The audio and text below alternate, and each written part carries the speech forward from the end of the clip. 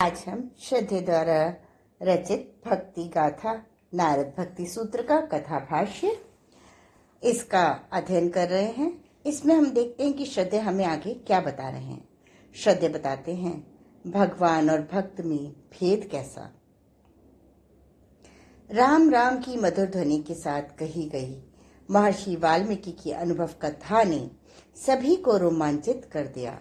एक पुलकन मीठी सी सिरहन के साथ सब महसूस करने लगे कि संत का सानिध्य जीवन में सात्विकता की बाढ़ ला देता है और तब अनायास ही मना स्थिति एवं परिस्थिति में सदचिंतन, सद्भाव और सत्कर्म के अंकुर फूटने लगते हैं।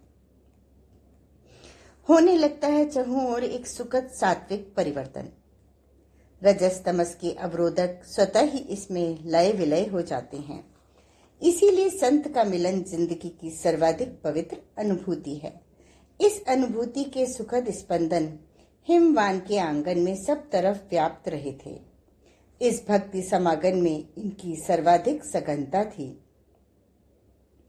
क्योंकि इनमें तो संत, सिद्ध, ऋषि, देव इन्हीं का समूह एकत्रित था।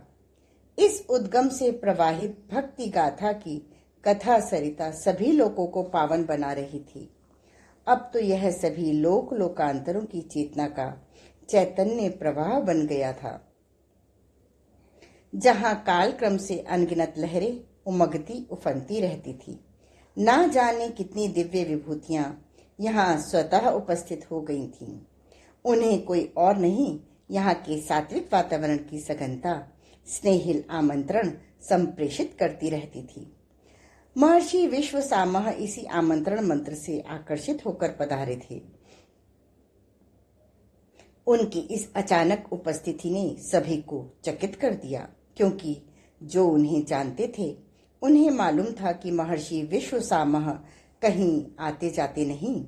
वह युगों से एकाकी रहते हुए आदिशक्ति भगवती महामाया की भक्ति करते हैं। हाँ, पहले किसी युग में वह गोमंत जनपद में रहा करते थे। उनके इस सुखद आगमन ने सबको अत्यंत सुख पहुंचाया।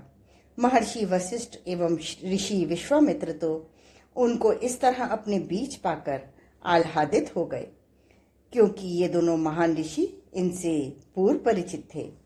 कुछ पल स्नेह अभिवादन एवं अभिनंदन में गुजरे, लेकिन महर्षि विश्वसामह देव ऋषि के अगले सूत्र को सुनने के लिए उत्कंठित थे।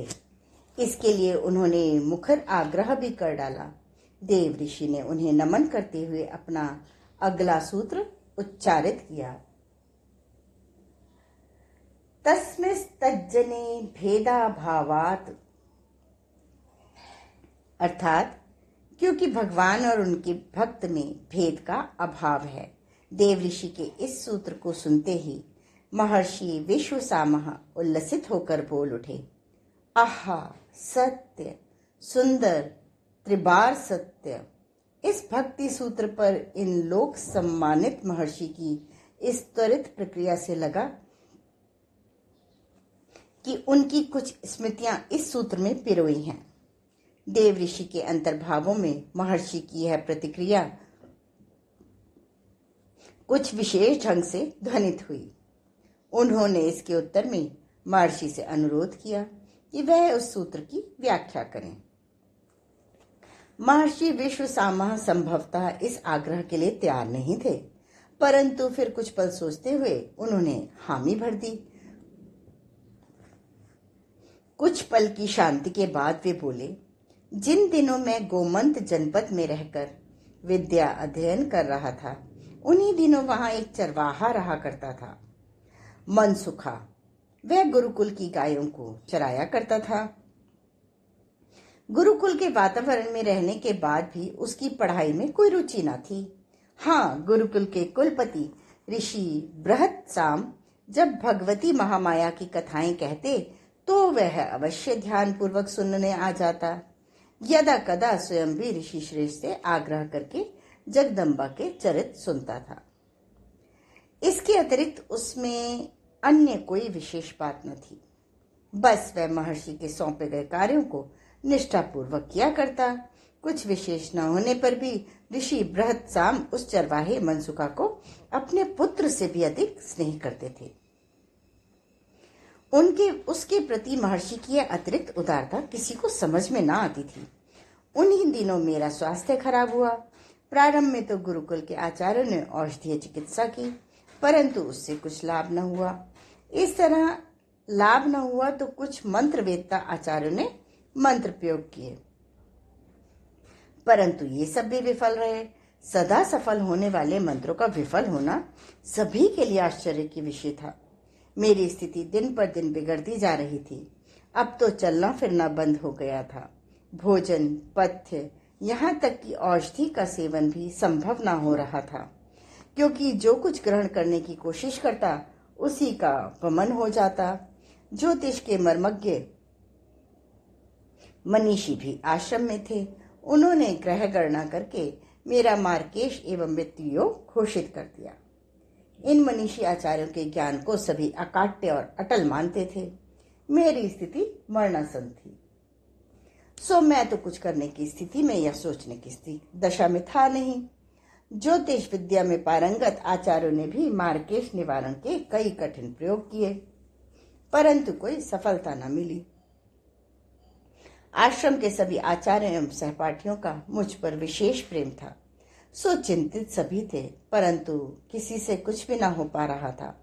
इनमें कई लोगों ने कुलपति ऋषि बृहत्साम से अनुमति लेकर कई चमत्कारी एवं तंत्र ज्ञान के प्रसिद्ध विशेषज्ञों को बुलाया, परंतु जटिल एवं दुष्कर तांत्रिक क्रियाएं भी विफल रहीं। अब तो सभी ने मान लिया कि मरण सुनिश्चित है। ज्योतिष विद्या के आचार्य उसी रात्रि को मेरा मरण योग बता रहे थे। कुलपति ऋषि बृहत्साम स्वयं चिंतित थे, लेकिन कुछ बोल भी नहीं रहे थे। ऋषि बृहत्साम की धर्मपरायण पत्नी और हम सबकी ममतामयी गुरु माता पौलोमी मुझे अपने पुत्र की भांति स्नेह करती थी। वे तो बिलक बिलक कर रोने लगी।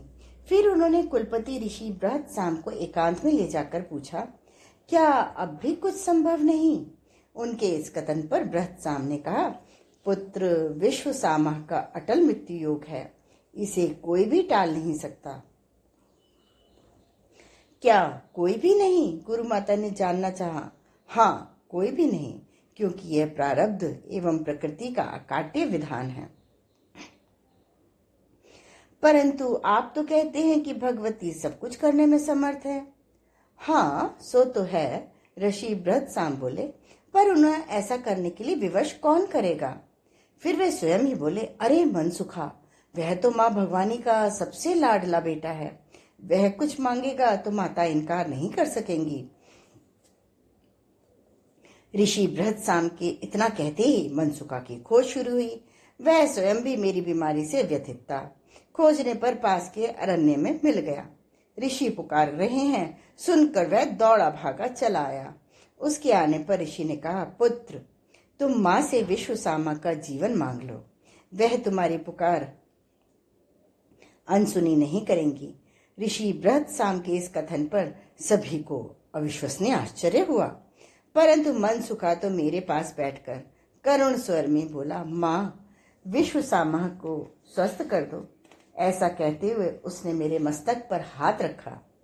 उसके संजीवनी स्पर्श से मेरी सुप्त होती जा रही चेतना जागृत हो गई। मुझ में जीवन के लक्षण वापस लौटने लगे। सभी इस चमत्कार पे चकित हुए। ज्योतिष विद्या के मर्मज्ञ, तंत्रवेत्ता, मंत्रवेत्ता, औषधि देने वाले आचार्य इसे असंभव मान रहे थे, परंतु प्रत्यक्ष को कौन नकारता? सत्य सम्मुख था। इन सबको चकित होते देख आचार्य ने कहा, भक्त स्वयं अपने भगवान का स्वरूप हो जाता है।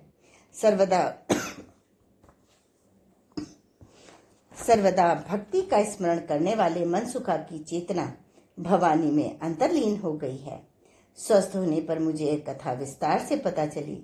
तब मैंने निश्चय किया कि मैं मनसुखा की तरह भक्त बनूंगा, वैसा ही सरल, निश्चल, निर्दोष, निष्कपट, जिसके एक बार माँ कहने पर मात्र विश्व जननी द्रवित हो जाती हैं। आज की स्वाध्याय का क्रम यहीं समाप्त होता है। अगले क्रम में श्रद्धेय हमें बताएंगे भक्तों का संग है सर्वोच्च साधना। धन्यवाद।